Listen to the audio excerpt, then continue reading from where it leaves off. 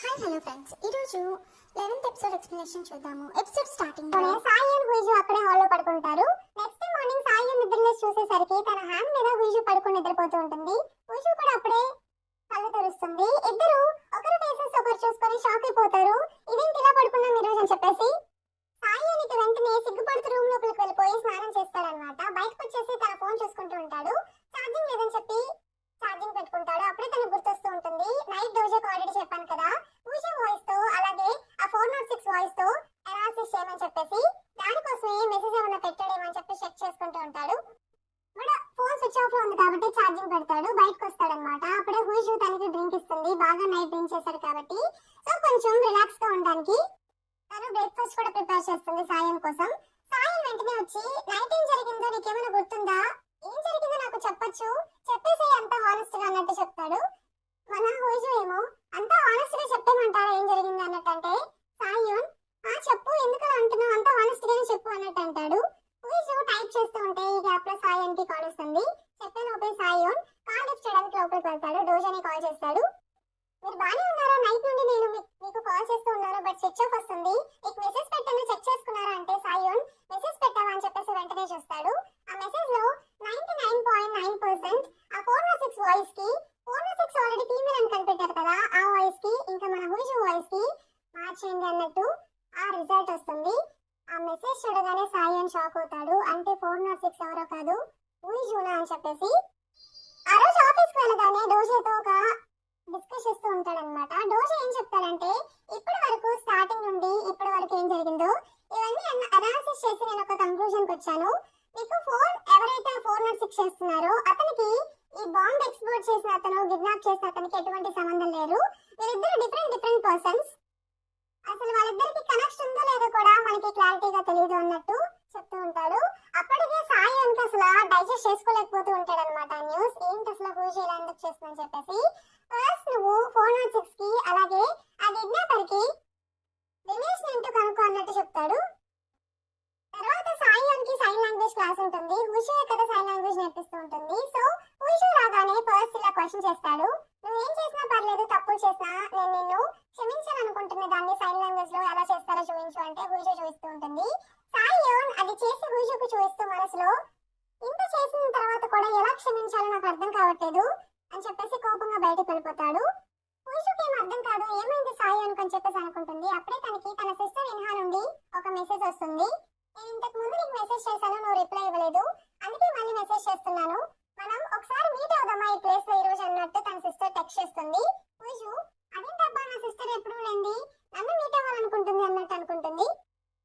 Next scene లో సాయూన్ వాళ్ళ అమ్మగారు డ్రింక్ చేస్తూ ఒక ఫోటోను చూసి బాధపడుతూ ఉంటారు. ఇంతలో సాయూన్ వాళ్ళ నాన్నగారు వచ్చేసి నీకు ఒకటి తెలుసా, ఇన్నా కొరియాకి వచ్చిందంట, వెంటనే తను వెళ్ళి మీట్ అయ్యి నిలదీయాలి, ఎందుకు ఆ రోజు మ్యారేజ్ తో చెప్పకుండా వెళ్ళిపోయిందని చెప్పేసి వాళ్ళ వెళ్దామంటే సాయూన్ వాళ్ళ అమ్మగారు ఇప్పుడు అదంతా అవసరమా, ఆయన ఏం సాధిస్తారు అన్నట్టు అంటుంది. సాయూన్ వాళ్ళ నాన్నగారు అయినా నువ్వేంటి ఇప్పుడు డ్రింక్ చేస్తున్నావంటే ఇలాంటి ఒక బాధాకరమైన రోజున డ్రింక్ చేయడంలో తప్పేమన్నా ఉందా, నా కొడుకు ఈ రోజే చనిపోయాడు, మీ నాన్నగారు ఈ న్యూస్ నాకు చెప్పారు, సో ఇలాంటి రోజున బాధపడకుండా ఎలా ఉంటాను మీరు చెప్పండి అన్నట్టు తను చెప్తూ ఉంటుంది.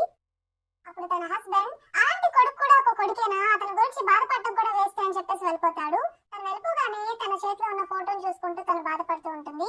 యాక్చువల్లీ సాంగ్యూ అప్పుడు ఒక ఆర్ఫనేజ్ గురించి చెప్తూ ఉంటాడు కదా, తన ఒక రూమ్ లోకి వెళ్తే అక్కడ ఒక మాస్క్ పెట్టుకున్న ఒక చిన్న అబ్బాయి క్యాట్ ని తోక కోసాడు చంపేశాడు అని చెప్పేసి అతను ఎవరో కాదు, ఇప్పుడు ఎవరి ఫోటో అయితే చూస్తుందో ఆ అబ్బాయి అన్నట్టు మనకి చూపిస్తారు. ఆ రోజు ఈవినింగ్ హుయిజు తన సిస్టర్ ని వెళ్ళి ఆ ప్లేస్ కు మీట్ అవుతుంది. తను వెళ్ళేసరికి తన సిస్టర్ బ్యాక్ సైడ్ తిరిగి వాటర్ ని చూస్తూ ఉంటుంది. హుయిజు వెళ్ళి తన సిస్టర్ ని పలకరిస్తుంది. తన సిస్టర్ హుయిజుతో నడుచుకుంటూ ఇలా మాట్లాడుతూ ఉంటుంది. నీకు తెలుసు కదా యాక్సిడెంట్ వల్ల నేను డెఫ్ అయ్యానని చెప్పేసి, సో చిన్నప్పుడు చాలా హాస్పిటల్స్ లో ట్రై చేశాం బట్ ఎవరు ఇది సక్సెస్ అవుతుందని చెప్పలేదు. ఫైనల్లీ అబ్రాడ్ లో నేను రీసెంట్ గా ఆపరేషన్ చేయించుకున్నాను, నాకు సర్జరీ అయింది, ఇప్పుడు నేను డెఫ్ కాదు, నాకు బాగానే వినిపిస్తుంది అన్నట్టు చెప్తుంది. అలాగే నువ్వు ఇంకా మాట్లాడకుండా అలానే ఉన్నావు అన్నట్టు క్వశ్చన్ చేస్తే హుయిజు వెంటనే టైప్ చేసి అంటే నేను మాట్లాడగలను నీకు తెలుసా అంటే తెలుసు అన్నట్టు చెప్తుంది. హుయిజు కోపంగా అక్కడ నుండి వెళ్ళిపోతూ ఉంటుంది. ఇన్హా హుయిజు నాపి ఏమైంది నీకు అంటే హుయిజు సైన్ లాంగ్వేజ్ లో ఇన్హాతో ఇలా మాట్లాడుతూ ఉంటుంది. అంటే దీని అర్థం ఏంటి, చిన్నప్పుడు నువ్వు డెఫ్ అని చెప్పేసి నేను మాట్లాడతానని నీకు తెలిసినా కూడా ఎప్పుడు నాకు మాట్లాడు అని చెప్పలేదు ఎందుకంటే నువ్వు డెఫ్ అని. ఇప్పుడు నీకు చెవులు బాగా బాగా వినిపిస్తున్నాయి కాబట్టి ఏం ప్రాబ్లం లేదని నన్ను కూడా మాట్లాడమని చెప్తున్నావా? ఇది ఎక్కడ న్యాయం? ఎప్పుడు మీరు నన్ను ఎప్పుడు ఎవరు అర్థం చేసుకోలేదు అని చెప్పేసి తన కోపంగా వెళ్ళిపోతుంది. తను బయటికి వెళ్ళగానే ఇన్నా ఒక మెసేజ్ పెడుతుంది. ఏమని పెడుతుందంటే, యాక్చువల్లీ నన్ను క్వశ్చన్ అడిగావు కదా, నేను వెళ్ళిపోవడం వల్లే నీకు సాయానికి మ్యారేజ్ అయిందని చెప్పేసి దాంట్లో నాకు ఎటువంటి సంబంధం లేదు. సో నేను వెళ్ళిపోదామని ఫిక్స్ అయిన తర్వాత సాయోని నిన్ను పెళ్లి చేసుకుంటానని అడిగాడు. లేకపోతే నేను వెళ్ళిపోయిన విషయం ఎక్కడికి వెళ్ళానో అన్ని అందరికీ చెప్పేస్తా అన్నాడు. నాకు వేరే ఆప్షన్ లేక సో ఓకే నీ ఇష్టం అన్నట్టు చెప్పాను. వాళ్ళు ఎందుకో ఎలా అయినా సరే మన ఫ్యామిలీతో గట్టి కనెక్షన్ ఏర్పరచుకోవడానికి ట్రై చేశారు. అదేంటో కూడా నాకు తెలియదు కరెక్ట్ గా అన్నట్టు తను ఆ మెసేజ్ పెడుతుంది అనమాట. ఇక హూయు కార్ డ్రైవ్ చేసుకుంటూ అదేంటి సాయి ఎందుకు నన్ను మ్యారేజ్ చేసుకోవాలనుకున్నాడు అని చెప్పేసి దాని గురించి థింక్ చేస్తే ఇంటికి వెళ్తూ ఉంటుంది. సాయేమో ఇంటికి వెళ్ళిపోయి హూయు రూమ్ కి వెళ్ళి ఏమైనా క్లూస్ దొరుకుతాయేమో అని సెర్చ్ చేస్తూ ఉంటాడు. ఇప్పుడు 406 హూయు అని చెప్పి తెలిసిపోయింది కదా, అందుకే ఇలా చేస్తూ ఉంటాడు. ఇంతలో హూయు ఇంటికి వచ్చేస్తుంది. తన ఇంటికి రాగానే తన రూమ్ లో లైట్ ఆన్ చేసి ఉండేసరికి అక్కడేం చేస్తున్నాడు సాయి అని చెప్పేసి వెంటనే పరిగెత్తుకుంటూ వెళ్తుంది. ఆ ఫోన్ లోపలే ఉంటుంది అనమాట. ఎక్కడ ఆ ఫోన్ దొరుకుతుందేమో అని చెప్పి హడావిడిగా వెళ్తుంది. తను వెళ్ళేసరికి సాయి వెతుకుతూ ఉంటే వెంటనే ఆపి మీరేం చేస్తున్నారు ఇక్కడ అంటే, సాయి నా ఫోన్ కనిపించట్లేదు అందుకే ఇక్కడ సెర్చ్ చేస్తున్నాను అన్నట్టు చెప్తాడు. తను వెంటనే తన ఫోన్ తో సాయి కి కాల్ చేస్తుంది అనమాట. సో ఫోన్ రింగ్ అవుతుంటుంది కాబట్టి మీ ఫోన్ బయటే ఉంది అయినా నా రూమ్ లో ఎందుకు ఉంటుంది అన్నట్టు క్వశ్చన్ చేస్తుంది. అక్కడ పక్కనే ఒక బ్యాగ్ లో బిగ్నీ టైప్ ఏదో ఒక డ్రెస్ ఉంటుంది అనమాట. దాన్ని సాయి అబ్జర్వ్ చేసి బయటకు తీసి ఓ హుషి ఇలాంటివి కూడా వేసుకుంటుందా, ఇంట్రెస్టింగ్ గా ఉంది అన్నట్టు అంటాడు. హుషి వెంటనే దాన్ని లాగేసుకోవడానికి ట్రై చేస్తూ ఉంటుంది. సాయి దాన్ని ఇవ్వడనమాట. సో ఇద్దరు అలా గొడవ పడుతూ ఉంటే అనుకోకుండా ఇద్దరు కలిసి బెడ్ మీద పడిపోతారు. ఇద్దరు అలా క్లోజ్ గా ఉండేసరికి ఆ రోజు ముందు రోజు నైట్ ఏం జరిగిందో అప్పుడే సాయికి గుర్తొస్తుంది. సో హుషి చూసుకోకుండా సాయిని కిస్ చేస్తుంది కదా, సాయి మీద పడిపోయి ఆ సినారియో ఆ సిచ్యువేషన్ మన సాయికి ఇప్పుడు గుర్తొస్తుంది.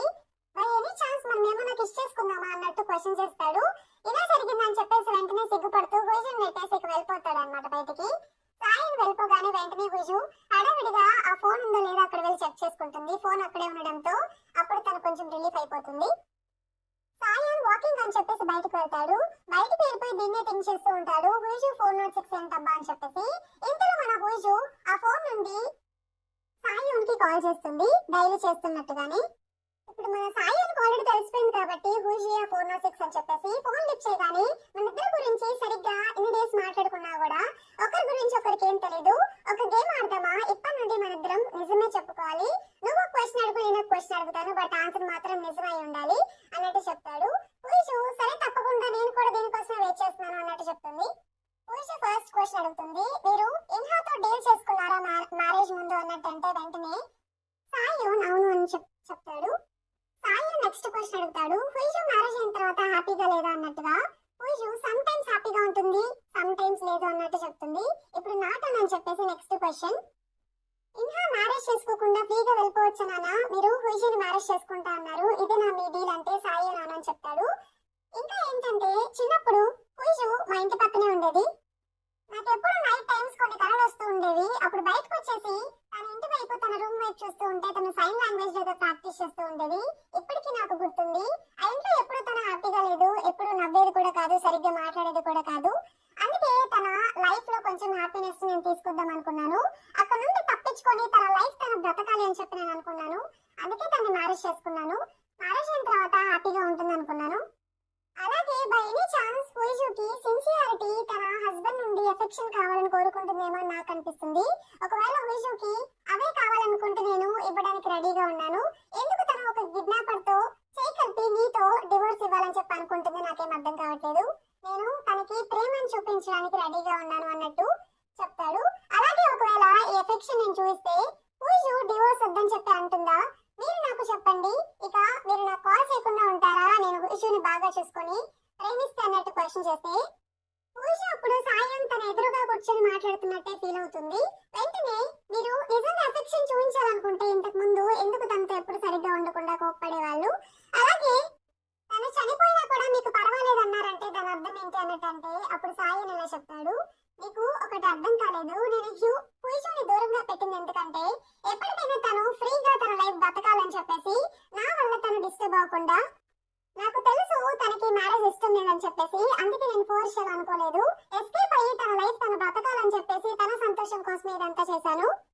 తనకి నిజంగా నాతో కలిసి హ్యాపీ లైఫ్ జీవించాలని ఉంటే నేను అది ఇవ్వడానికి రెడీగా ఉన్నాను అన్నట్టు చెప్పాడు.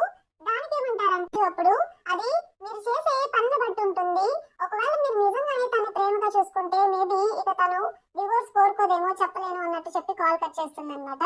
ఇంతటితో మనకి ఈ పార్ట్ కంప్లీట్ అయిపోతుంది. ఈ పార్ట్ మీకు నచ్చింది అనుకుంటున్నాను. నచ్చితే తప్పకుండా ఛానల్ని సబ్స్క్రైబ్ చేయండి, అలానే వీడియోని లైక్ చేయండి. ఇంకో వీడియోతో మళ్ళీ కలుద్దాం. అంతవరకు బాయ్ మరి.